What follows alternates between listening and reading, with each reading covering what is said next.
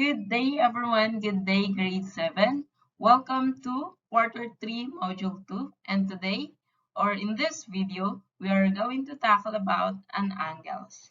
So from the last lesson that we have discussed, we were able to discuss basic terms in geometry. Those are points, lines, planes, line segment, and rays. And we will be applying them in this module. Are you ready? Okay, let's go. Before that, here is your learning objectives. After going through this module, you are expected to number 1, classify the different kinds of an angles.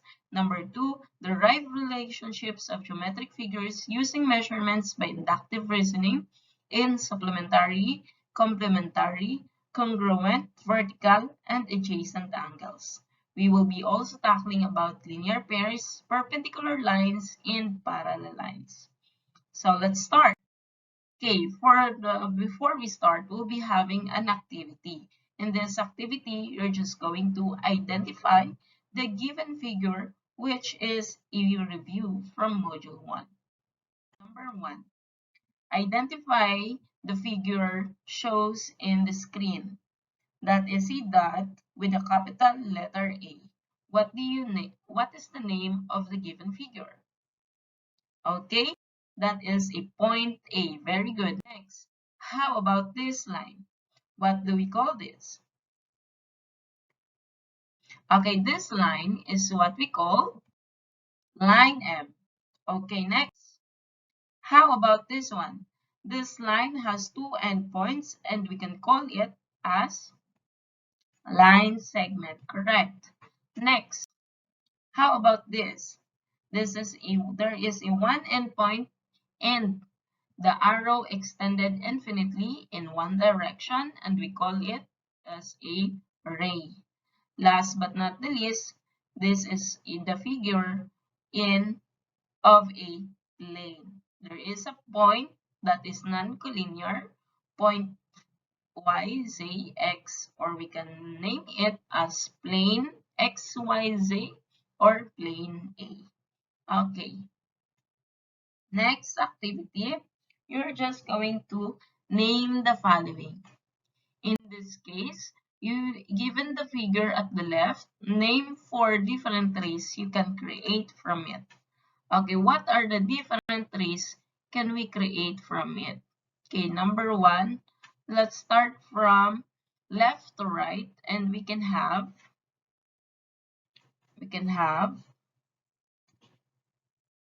x, say, let me write here, x, y, that's a ray. And this is the symbol of a ray. Next, xz, ray, xz. Another is from right to left, we could have zy. Okay, our ray going to the left. And then we have zx, ray going to the left. Are there more? If there are more, you can write them. Okay, and now let's proceed. What can you see in this given figure? Here we can see a point A, point B, and point C. Also, we can say two rays, ray BA and ray BC. Ray BE and ray BC has one common endpoint, and there is a 1. What do we call that? We can call that as an angle. An angle is formed by two non-collinear rays with a common endpoint. The rays here are rays BA, rays BC, and the common endpoint, which is the point B. You can now create or form an angle where there is one. So the name of an angle is angle 1. Okay. An angle is formed by two noncollinear rays with a common endpoint. The two rays are called the sides of the angle. The sides of the angle are the rays. Next, ray BA and ray BC in symbol, we can write as BA with an arrowhead going to the right and ray BC. Next, the common endpoint is called the vertex. Here, the common endpoint is letter B or point B, so that is what we call a vertex, the point B here. Next, common endpoint is point B, or we call that as vertex. Now, how can we name an angle? An angle can be named in three ways. That is by using, number one, the number assigned to the angle. Now, look at the angle. There is a number one, meaning we can name that as angle 1, or in symbol, we write that as angle 1, where the symbol of an angle is look like this. Next, number two, its vertex.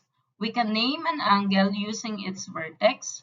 In this case, we have angle B and symbol, that is angle B, because the common endpoint of the two rays is point B, and that is the vertex. We can name an angle as an angle B. Next, its vertex and the other 2 points from each side of the angle, meaning an angle ABC, or in symbol that's angle ABC, or angle CBA, from point A, point B, point C, point C, point B, point A. We can name this angle as angle ABC or angle CBE. So there are three ways that we can name an angle. First, it's by number. Second, by its vertex. Three, by its vertex and two other points. Did you get that? Now, next, how about in measuring an angle? What do we use in measuring an angle? The measure of an angle indicates how wide the opening is between its two sides. So the more the two rays expand, the more the measure is bigger. Okay, we use a protractor to find the measure of an angle. In this case, here in this picture, this is a protractor. The protractor is to use to find the measure of an angle, just like a ruler. Ruler is used to find the length of the segment. Now look at here in this case. In this case, there are two numbers, or there are two sides of a protractor, the inner part and the outer part. So from the right to left, that is 0 to 180, and then left to right, that is 180. And what is the basic units? What is the basic units we use in finding the measure of an angle? So the basic units we use in finding the measure of an angle, or using the measure of the angle, is in degrees.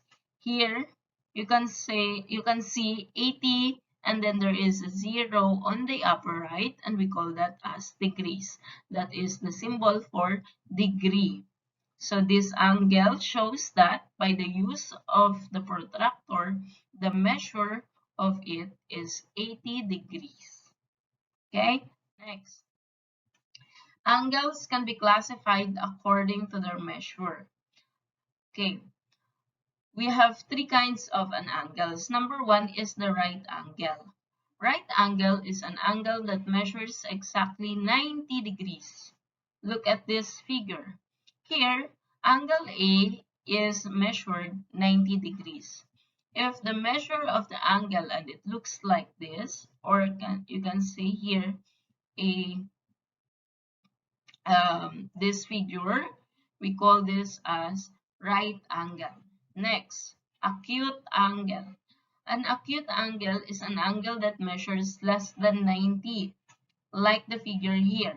The figure here shows that the measure of angle B is 35 degrees, and 35 degrees is less than 90 degrees. Therefore, we can say that this figure is an acute angle. Next is an obtuse angle. An obtuse angle is an angle that measures more than 90 degrees but less than 180 degrees. Okay, If you can see here the figure shows that the measure of angle C is 120 degrees. 120 degrees is more than 90 degrees, but less than 180 degrees. Therefore, this figure is an obtuse angle. Again, there are three kinds of an angle. Number one, right angle that measures exactly 90 degrees. Number two, an acute angle. An acute angle that measures less than 90 degrees. Number three, an obtuse angle. The obtuse angle has a measure of more than 90 degrees but less than 180 degrees. Next, let's proceed. Here are the different kinds of an angle. So if you can see like this figure, and there is a line here, wherever the angle is facing, as you can see like this, that is what we call a right angle. Another is an acute, which is smaller than right angle, and an obtuse, which is greater than right angle. So those are the three kinds of an angles. Okay, let's go before we proceed to the other lessons. Let's go to classify the angle activity number 3. Here in this activity, all you have to do is to estimate the measure of each angle. Now, if you have your protractor with you, you can try measuring it, and then you can see what type of angle is given. Here, we have an angle GOT. What do you think is the measure of angle GOT? Okay, correct. The measure of an angle GOT is less than 90 degrees. Therefore, it is what type of angle? Okay, correct. That is an acute angle. Very good. Next, how about this one? Estimate the measure of an angle and classify what kinds of angle is given. Here, it shows that angle M is equal to 90 degree. Now, therefore, what type of angle? This kind of angle, which is equal to 90 degree, is what we call a right angle. Very good. How about letter C? What do you think is the measure of an angle? Okay, we have here angle SET. And angle SET is the measure of it is greater than 90. Therefore, we can say that this angle is an obtuse angle. Did you follow? Okay, next. How do you describe this figure? What are the angles shown in this figure, class? Okay, in this figure, we can say or we can see angle A, B, C. What else? We have an angle A, B, M. Another angle M, B, C. Okay, are there more? Or we can also say angle CBA or angle CBM. Okay, but what do you observe to angle ABM and angle MBC? Do you think they have the same measure? Okay, by looking at this figure, it shows that they are look like or they have the same measure. And we can call that as a congruent angles. What do you mean by congruent angles? A congruent angles is two angles that has the same measure. For example, if this is 45 degree, therefore this one is also 45 degrees. Therefore, angle ABM is congruent to angle MBC. Okay, this symbol is for congruent. Congruent. Okay. How did I know that this one is 45 degree and this one is 45 degree? Can you see a line in the angle? This line is what we call an angle bisector. Okay, angle bisector. An angle bisector shows or used to cut the angle into two equal measures. Okay, we call that as an angle bisector. Okay, so congruent angles are angles that have the same measure. Okay, look at this. This one is an angle bisector that divides an angle into two congruent angles. Remember, class, that every angle has exactly one angle bisector. For example, the big angle here is angle ABC, and angle ABC was cut by ray BM. So the angle bisector, or that's what we call ray BM, bisects angle ABM that makes two congruent angles. Okay? Next, for example, identify if the given figure is cut into two equal measures. For example, we have here angle CIA, CIN, angle AIN. What is the measure of the two angles? Okay, the measure of the two angles is 45 degrees and another 45 degrees. Here, the bisector of this angle is IA. So from angle CIN cuts by IA, ray IA, it has now two congruent angles, that is 45 degree and 45 degree. Therefore, we can say that angle CIA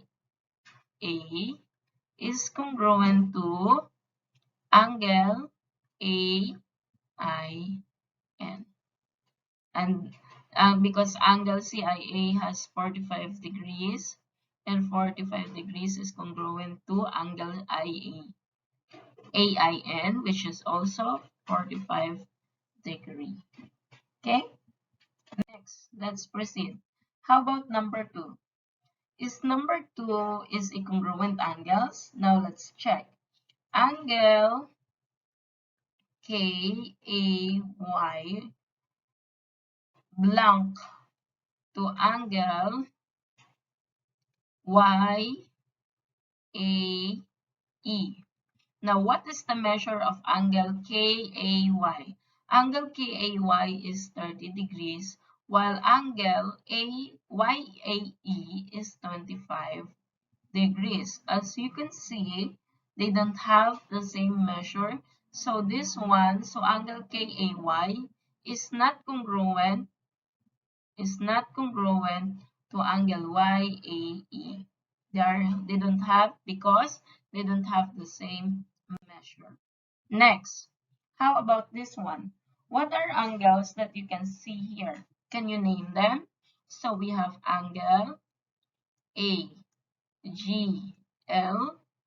angle AGN, angle AGE. We have angle NGE, angle NGL, and angle EGL. And then the vice versa, pabalik. Now, what are the two congruence angle that you can see in this figure?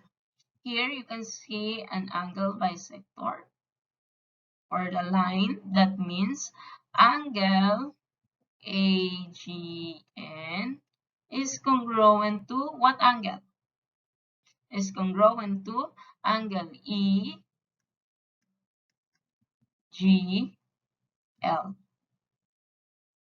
Did you understand?